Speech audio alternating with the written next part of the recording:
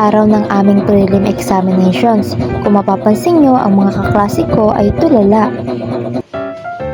Hindi na bago sa pandinig na pagkatapos ng exam ay magsasaya. Magandang araw! At ngayon nga po ay natapos na ang aming exam. So ngayon ay pupunta kami kina Aisal para mag-banding at pumunta sa dagat. At kumain. At pumunta sa Kusay. Yes, magagala po kami para kami ay ma-relax. Kasi na-stress na ang aming buong panahon. Ngayon, maralaman nyo kung sino-sino kami sa lakad na ito. Ako si Sai, ang pinakamaganda sa lahat. Ako naman si Ninya, ang pinakamabait sa lahat. At ako naman si Idol at ang maarte daw. Ako si Rhea, ang pinakatahimik pag sila ang kasama. Dahil sa pagkaantay namin ng sasakyan, inabot na kami ng gabi. Tuloy-tuloy ang saya kaya ngayon naghahanda kami ng aming kakainin para ngayong umaga. Hindi namin akalain na matutuloy ang aming lakad ngayong araw kasi puro balak lang ang aming barkada.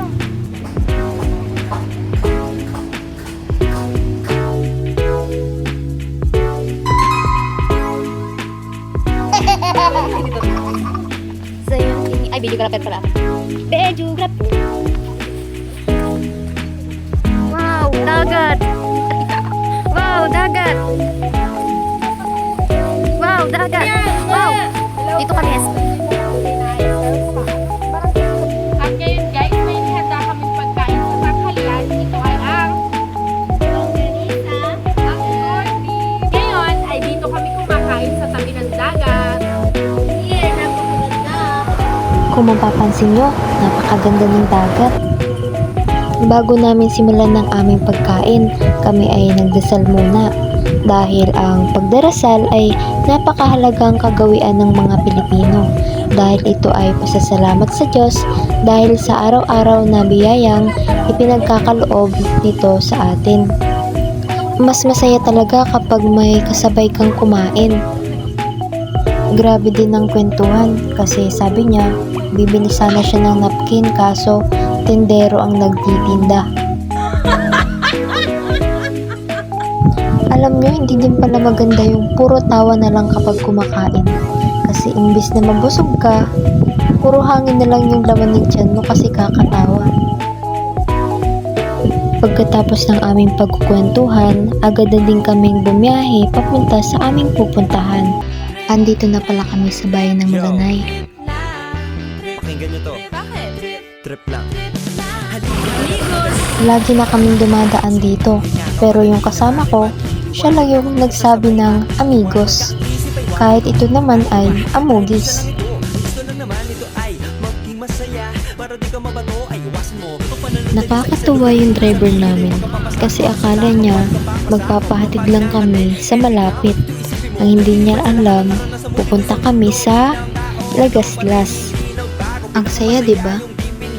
Kasi pag di mo pa alam, di malalaman pero exciting naman. Exciting! Yeah! Sumabay lang sibat na ng bahala. Oras na susukan at di pa nagdalawa.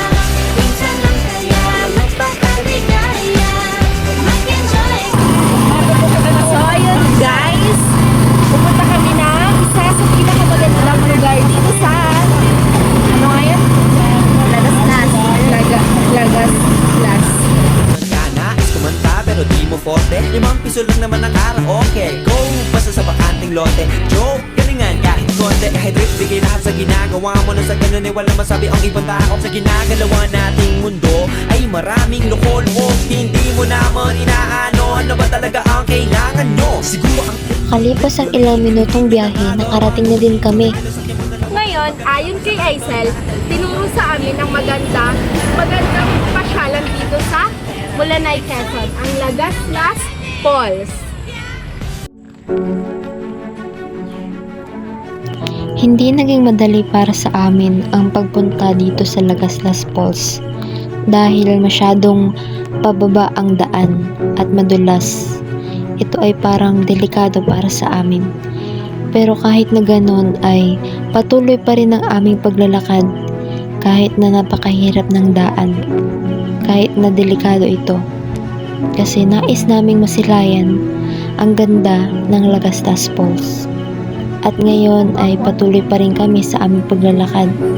Nauna na ang iba dahil atat sila na makita ang ganda ng Lagastas Falls, habang kami ay nandito at nahuhuli sa paglalakad dahil mabagal nga kaming lumakad. Kasalanan namin. Sa patuloy naming paglalakad ay utay-utay na naming nasisilayan ang kaunting bahagi ng Lagaslas. Nagkakaroon ng liwanag ang aming paghihirap sa paglalakad.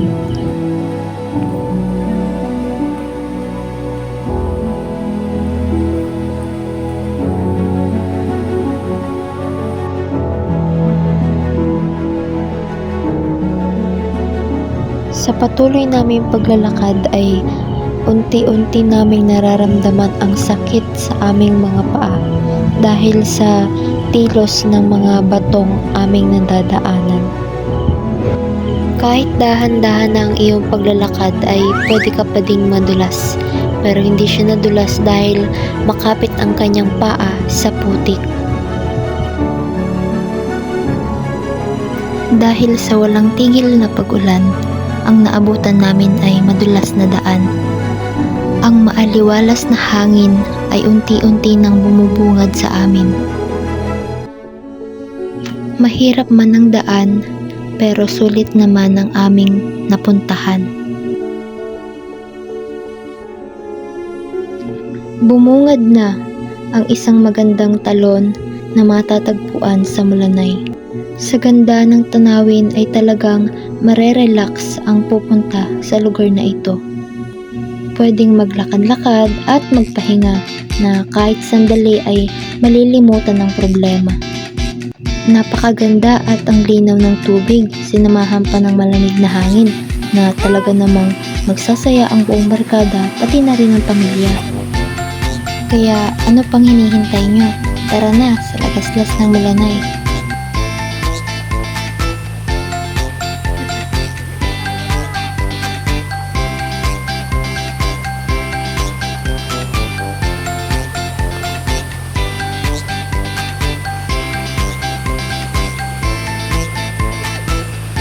Okay, sigaw mo.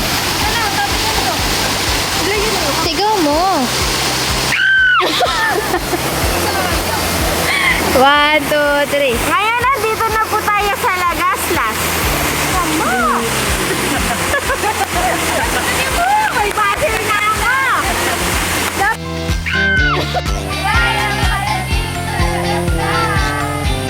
O diba? Super ganda ng Lagaslas. Purong tubig, walang halong kemikal.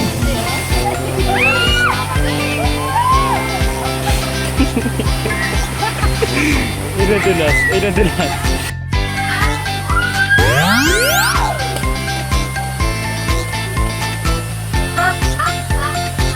Hello guys. Nandito kami sa Lagaslas. And maliligo kami.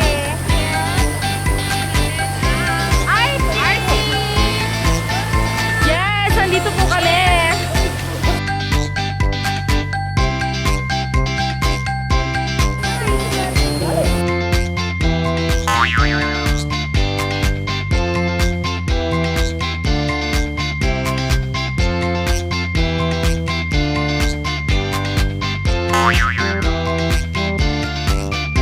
Dahil napuntahan na namin ang magandang Lagaslas na ito, ay kami ay maghahanda na para sa aming pag-uwi.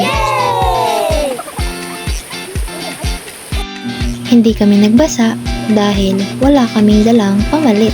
Super lamig pa naman sa biyahe. 'Di ba ang saya? Napunta sa Lagaslas pero hindi naman nabasa.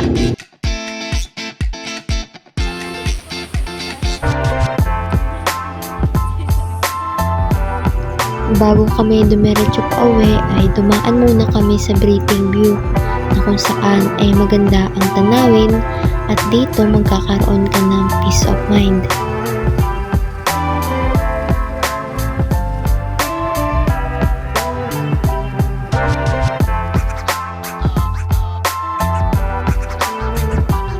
Dini sa Mulanay ay may tinatawag na malaking bato. Dito sa Mulanay, madaming galaan. Dito sa Mulanay, magaganda ang tanawin. At dito sa Mulanay, magaganda ang mga tao. Sana ay nasiyahan kayo sa panonood ng aming ganap sa buhay. Dahil bilang isang college student, ay ito yung tanging paraan para ma-relax yung aming pag-iisip.